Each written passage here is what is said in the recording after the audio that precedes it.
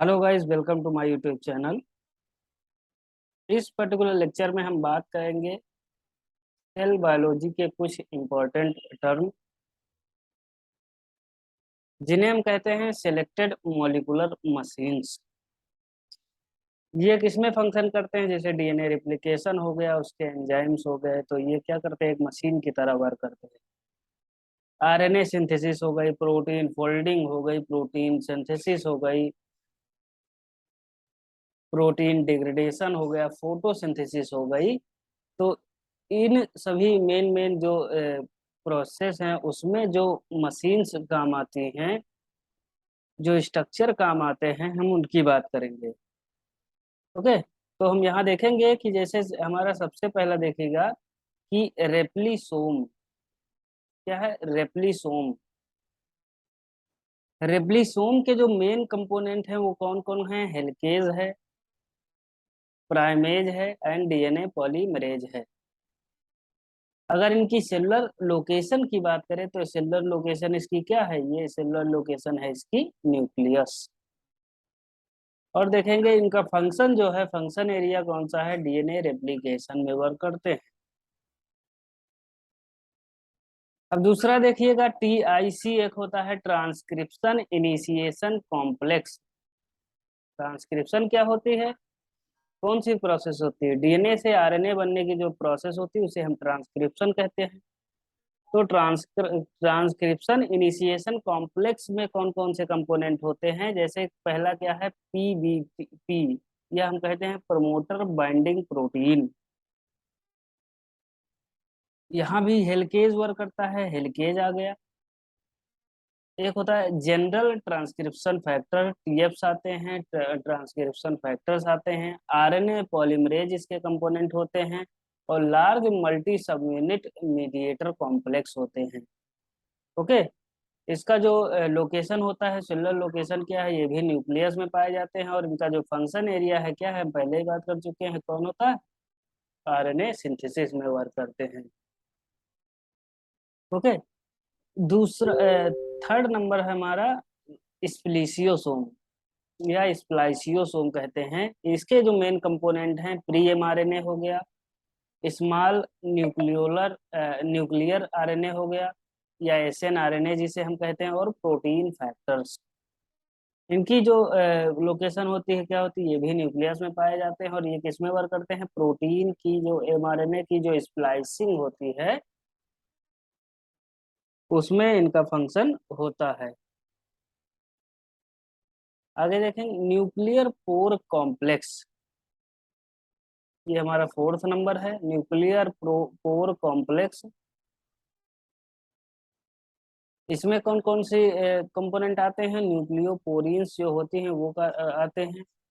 लगभग कितने होते हैं? 50 से 100 तक होते हैं न्यूक्लियोपोरीन्स। इनकी जो लोकेशन होती है सेलुलर न्यूक्लियर मेम्ब्रेन होती है। और इनका जो फंक्शन होता है, न्यूक्लियर इंपोर्ट एंड एक्सपोर्ट करते हैं। न्यूक्लियस के अंदर जो इंपोर्टेशन होता है, एक्सपोर्टेशन होता है, उसमें हेल्प करते हैं। नेक्स्ट देखेंगे राइबोसोम। राइबोसोम। अब राइबोसोम के मेन कंपोनेंट क्या है? यहाँ देख लें, 4 आरएनए मॉलिक्यूल होते हैं, जैसे eukaryote, organised into a large and small सब यूनिट। जो राइबोसोमल प्रोटीन्स होते हैं, राइबोसोम्स होते हैं, उसमें क्या होते हैं? 4 आरएनए मॉलिक्यूल्स होते हैं, जिसकी लार्ज सब यूनिट होगी हैं, स्मॉल सब यूनिट होती हैं। और ये दोनों किससे एसोसिएटेड होती हैं? एमआरएनए से एसोसिएटेड होती हैं, और प्रोटीन फैक्टर से एसोसिएटेड होती हैं। ओके। जैसे इनिशिएशन फैक्टर हो गया और इनॉग्रेशन फैक्टर हो गया।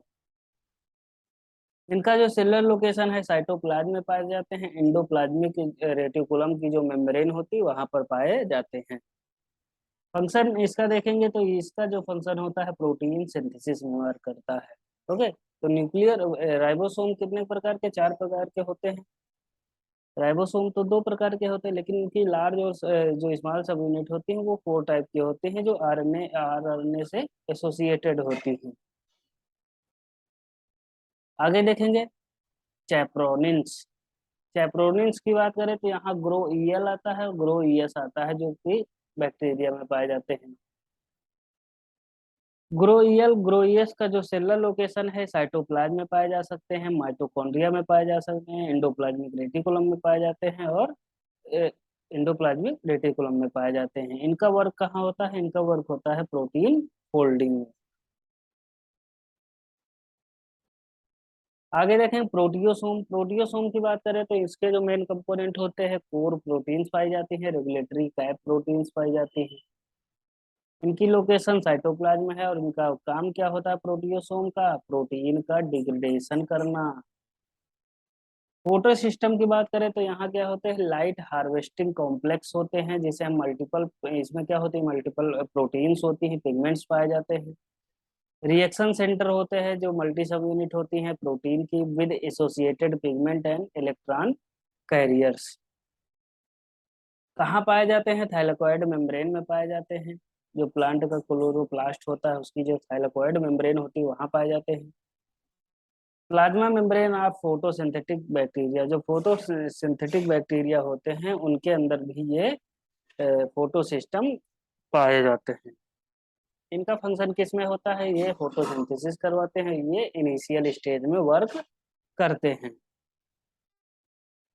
मैप काइनेज कास्केड की बात करें तो यहाँ क्या होते हैं? कई सारे इसके कंपोनेंट होते हैं, जैसे इसके फोल्ड प्रोटीन हो गए, मल्टीपल डिफरेंट प्रोटीन काइनेजेस पाए जाते हैं। लोकेशन की बात करें तो साइटोप्लाज्म है और इसका फंक्शन देखें तो सिग्नल ट्रांसडक्शन में वर्क करते हैं। सार्कोमेयर की बात करेंगे तो ये भी एक तरह की क्या है? ये भी एक तरह की मशीन है और ये क्या करते हैं? इसके अंदर कंपोनेंट कौन से होते हैं? थिक मायोसिन फिलामेंट होते हैं और थिन एक्टिन फिलामेंट होते हैं। जेड लाइंस होती हैं, टाइटिन होते हैं, न्यूक्लिन होती है। इसके अगर लोकेशन की बात करें तो जो मसल सेल होती है उसका साइटोप्लाज्म में पाया जाता है और इसका काम क्या होता है सार्कोमेयर का?